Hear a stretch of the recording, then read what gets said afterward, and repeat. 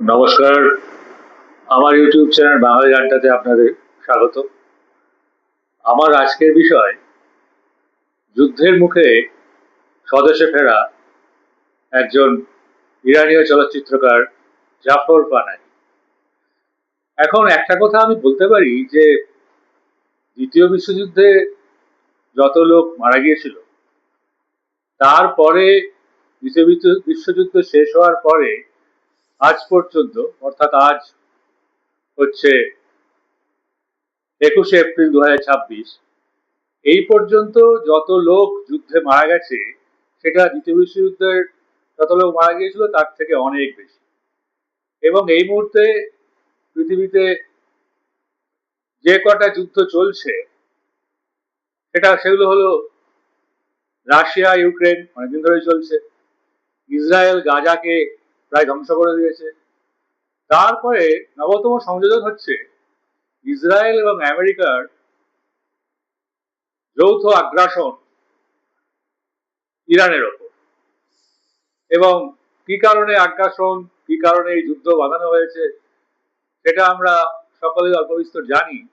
সেটা হচ্ছে ইরানের যে তেলের ভান্ডার আছে সেই ভান্ডারকে কুক্ষিগত করার জন্যই যুদ্ধবাজ আমেরিকা এবং তার যুদ্ধবাজ প্রেসিডেন্ট ডোনাল্ড ট্রাম্প এই কাণ্ডটা ঘটাচ্ছেন ইসরায়েল তার জোট সঙ্গী। এখন যুদ্ধের শুরুতের দিকেই যেটা হয়েছিল সেটা হচ্ছে সুপ্রিম লিডার খামেনি সহ দেশের শীর্ষ নেতৃত্বের সিংহভাগই নিহত হলেও মাসখানেক ধরে ইসরায়েল আমেরিকার মতো মহাশক্তিধর দুই রাষ্ট্রের সঙ্গে অসম যুদ্ধে ইরান রীতিমতো টক্কর দিয়ে চলেছে। ট্রাম্প এবং নেতানিয়াহু সম্ভবত ভেবেছিলেন যে এদের হত্যা করলেই বুঝি দ্রুত ইরানের ইসলামিক রেজিমের পরিবর্তন করা যাবে এবং তারা পছন্দ মতো দুর্বল কাউকে শাসক হিসাবে বসিয়ে তেল এবং প্রাকৃতিক গ্যাসের নিয়ন্ত্রণ নেবেন। কিন্তু দেশটা যে লিবিয়া, সৌদি আরব বা আরব আমিরশাহী নয় তা এতদিনে বোধহয় তারা টের পেয়ে গেছে। তাই মরিয়া হয়ে প্রকারান্তরে পরমাণু বোমা ফেলার হুমকি দিচ্ছেন। সম্প্রতি ডোনাল্ড ট্রাম্প বলেছেন whole civilization will die today. কিন্তু কি আশ্চর্য, 24 ঘন্টার মধ্যেই তিনি নিজেই 15 দিনের যুদ্ধবিরতি ঘোষণা করলেন। এই ভয়াবহ যুদ্ধের বিপুল ক্ষয়ক্ষতি তো হয়েইছে, পাশাপাশি নিহত এবং আহত হয়েছেন বহু সাধারণ মানুষ। এমনকি ইরানের শিশুদের একটা স্কুলে পর্যন্ত মিসাইল ছুড়ে 200 শিশুকে হত্যা করা হয়েছে। এমত অবস্থায় প্রাণে বাঁচার জন্য তেল আবিব সহ বড় শহরে ইসরায়েলের মানুষ সাইরেন বাজলেই ঢুকে পড়ছে ব্যাংকারে। বহু মানুষ যাদের সামর্থ্য রয়েছে তারা দেশ ছাড়ছেন, কিন্তু ইরানিরা তারা কি করছেন? মোল্লাতন্ত্রে পিষ্ট একজন স্বাধীনতাকামী মানুষও সম্ভবত দেশ ত্যাগ করেন। এমনকি যেদিন ট্রাম্প ঘোষণা করলেন ইরানি সভ্যতাকে নিশ্চিহ্ন করে দেবেন, সেদিনও ইরানের সমস্ত মানুষ স্কুল, কলেজ, হাসপাতাল, তাপবিদ্যুৎ কেন্দ্র ও মসজিদের পাশে সারা রাত জেগেছিলেন। আর ইরানের নির্বাসিত চলচ্চিত্র নির্মাতা জাফর পানাহি গোটা বিশ্বকে অবাক করে দিয়ে গত 31শে মার্চ যুদ্ধবিধ্বস্ত স্বদেশে ফিরলেন আন্তর্জাতিক খ্যাতিসম্পন্ন এই চলচ্চিত্র পরিচালক। এত দীর্ঘদিনের অর্থনৈতিক অবরোধ থাকা সত্ত্বেও এই অসম যুদ্ধে ইরান কিভাবে আমেরিকা, ইসরায়েলের মতো পরাক্রমশালী দুই রাষ্ট্রের সঙ্গে মোকাবিলা করছে তা জানার জন্য আমাদের জাফর পানাহি এই চলচ্চিত্রকারকে বিশেষভাবে জানা প্রয়োজন। কারণ জাফর পানাহি আসলে ইরান কিভাবে। আন্তর্জাতিক খ্যাতিসম্পন্ন চলচ্চিত্র পরিচালক এই জাফর পানাহি, তিনি চলচ্চিত্র জীবন তার তার জন্ম হয়েছিল 1960 সালে, কিন্তু তার চলচ্চিত্র জীবন মোটেই মসৃণ ছিল না। পানাহির জীবন শুরু হয়েছিল ক্যামেরা নিয়ে নয়, যুদ্ধক্ষেত্রে। পানাহির জীবন যুদ্ধক্ষেত্রে শুরু হয়েছিল 1980 সালে, যে ইরাক ইরান যুদ্ধে বাধ্য হয়ে আর 5 জনের মতো তাকে অংশ নিতে হয়েছে। 1988 সালে যুদ্ধ থেকে ফিরে তিনি ইরান ব্রডকাস্টিং স্কুলে চলচ্চিত্র পরিচালনার বিষয়ে শিক্ষা লাভ করেন। নিজে কিছু স্বল্প দৈর্ঘ্যের সিনেমাও বানান। এরপর 1994 সালে বিশিষ্ট চলচ্চিত্র নির্মাতা Abbas Kiarostami the through the olive trees চলচ্চিত্রে সহকারী পরিচালক হিসেবে কাজ করেন। জাফর পানাহির প্রথম ছবি যেটি মুক্তি পায় 1995 সালে, দ্য হোয়াইট বেলুন, এটা তার নিজের দেশে মুক্তি পায়নি ঠিকই, কিন্তু প্রথম চলচ্চিত্র তিনি আন্তর্জাতিকভাবে ব্যাপক পরিচিতি পান প্রথম চলচ্চিত্র রিলিজের পর থেকে। এখন একটা কথা আমি এই প্রসঙ্গে বলতে চাই, সেটা হলো যে এই সমস্ত ইরাক, ইরান বা সাউথ আমেরিকার বিভিন্ন দেশের চলচ্চিত্রকাররা যখন দেশের মধ্যে ছবি করেন, দেশের তৎকালীন সরকারের বিরুদ্ধচারণ করে, তখন তাদেরকে দেশ থেকে নির্বাসনে পাঠিয়ে দেওয়া হয়। অর্থাৎ এই নির্বাসনের চলচ্চিত্র বলে একটা চলচ্চিত্র ধারারই জন্ম হয়েছে, যারা যে সমস্ত চলচ্চিত্রকার দেশে থেকে দেশের বিরুদ্ধে কথা বলেন তাদেরকে সরাসরি নির্বাসনে পাঠিয়ে দেওয়া হয়, দেশ থেকে তাড়িয়ে দেওয়া হয়, কিন্তু তারা তাদের নিজস্ব কাজটা দেশের বাইরে গিয়েও করেন, দেশের মধ্যে থেকে তো করতেন। এখন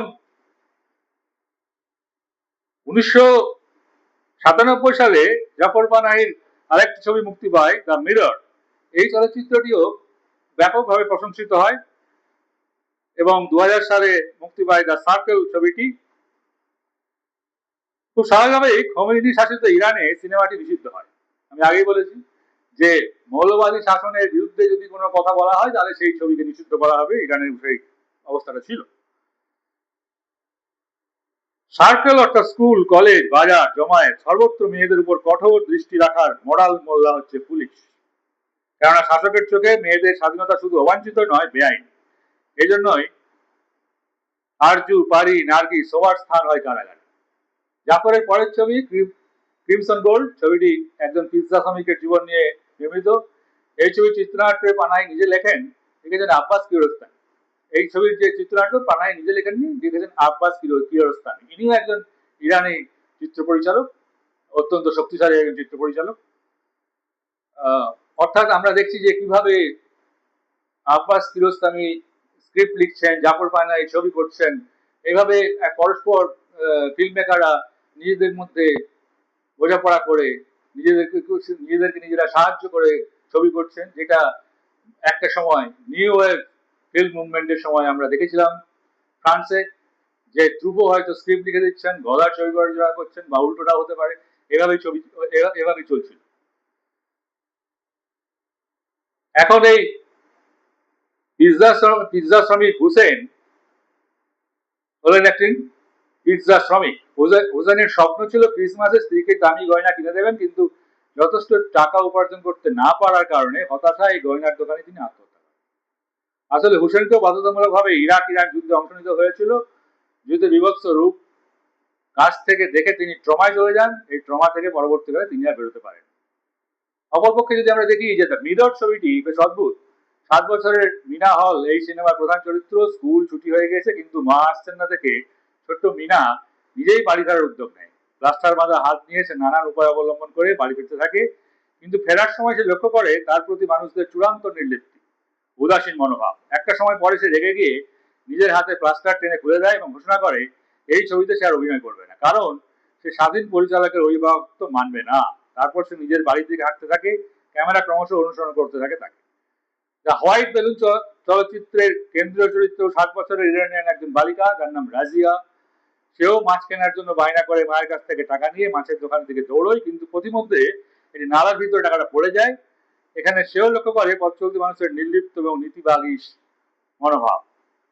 শেষে আমরা দেখি এক আফগান শরণার্থী বেরোনোওয়ালা বালকের সাহায্যে নাজিয়া নালা থেকে টাকাটা উদ্ধার করে, কিন্তু আশ্চর্যের বিষয়, টাকা পাওয়া মাত্র দেখা যায় রাজিয়া আর তার দাদা দৌড়চ্ছে মাছের দোকানের দিকে, পেছনে একা পড়ে রয়েছে সেই আফগান বালক।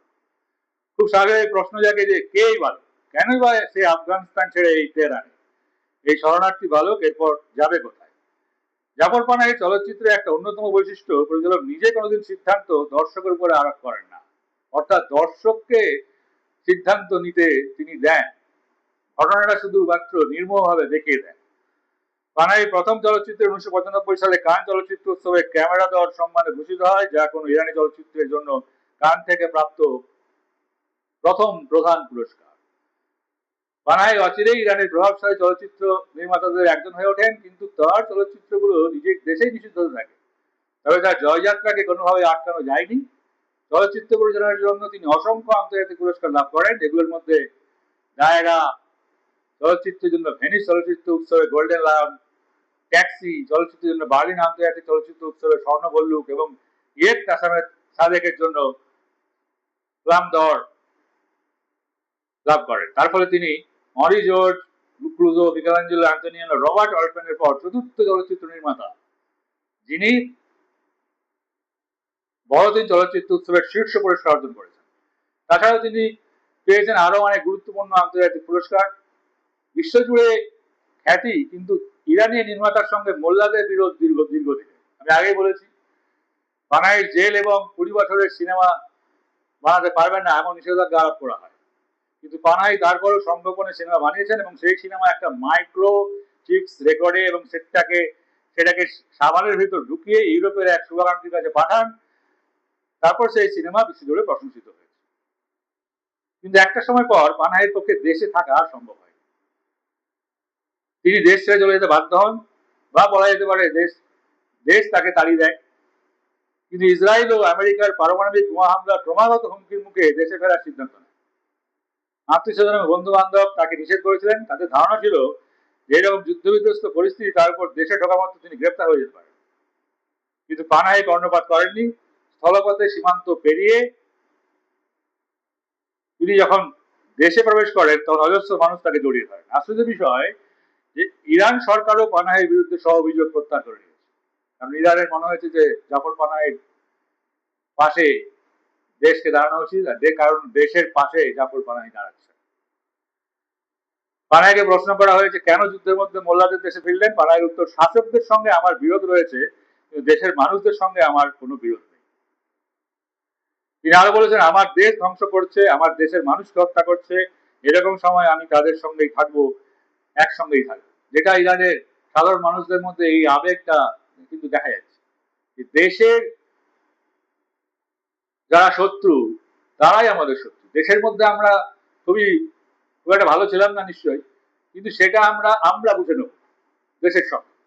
কিন্তু কোনো একটা বাইরের দেশ একটা স্বাধীন সার্বভৌম দেশের উপর অন্যায় ভাবে যুদ্ধ ঘোষণা করে যুদ্ধ চালিয়ে যাবে এবং অসংখ্য নিরস্ত্র নিরীহ মানুষকে মেরে ফেলবে, এটা ইরানের সাধারণ মানুষও যেমন মেনে নিতে পারলেন না, তেমনি জাফর পানাহি একজন বিশিষ্ট চলচ্চিত্রকার ইরানের, তিনিও মেনে নিতে পারলেন না। কারণ মাথায় রাখতে হবে যে এই ইরান বা পারস্য হচ্ছে একটা অত্যন্ত পুরনো সভ্যতা, 6000 বা 7000 বছরের পুরনো সভ্যতা। তাকে এত সহজে আমেরিকা বা ইসরায়েলের মতো নতুন দেশ, অবশ্যই ইরানের থেকে কম পুরনো, সেই জন্য আমি নতুন বলছি, তাদের পক্ষে হঠাৎ করে হারিয়ে ফেলা সম্ভব নয়। কারণ একটা পুরাতন সংস্কৃতি বা সভ্যতা যা পারে সেটা এখন সারা বিশ্ব দেখতে পাচ্ছে।